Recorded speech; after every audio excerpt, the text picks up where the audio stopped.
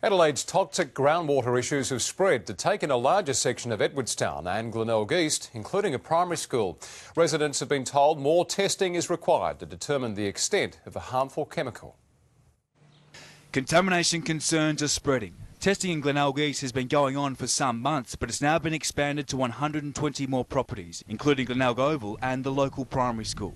It's a bit concerning that our children could be exposed to the chemical. It's important that those tests are carried out, and I'm hoping very much that we get a negative outcome in that result, and so that everything's safe for our children. At Edwardstown, the testing zone has widened to include 420 more properties. Residents receiving the news by mail told the presence of the harmful chemicals PCE and TCE has been identified in the groundwater and soil vapour, and further testing is now needed to determine the extent of the contamination.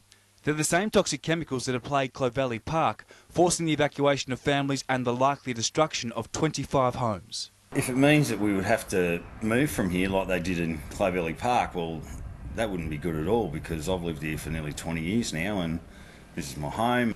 From the 1960s to the 1980s, the cleaning agent was regularly dumped in soil, but it can rise up as a poisonous vapour and in high density even cause cancer. It is a bit of concern, yeah, for sure. No, it's not something you want. It's not something you want to hear. Concern too for the potential impact to house prices. It certainly has had an impact in Clovelly Park area, and if it spreads to here, it's certainly going to have an impact on the value of everybody's assets.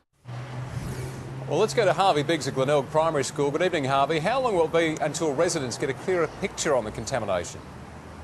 Well, Brendan, the EPA will resume testing and drilling both here at Glenelg East and Edwardstown from Wednesday, but the results aren't expected to be known until early next year in February and March. Until then, residents are urged not to use bore water for any purpose. As for Glenelg Primary School, I'm told there won't be testing on site but nearby, and therefore the school has been advised not to warn parents of the issue just yet until results are in.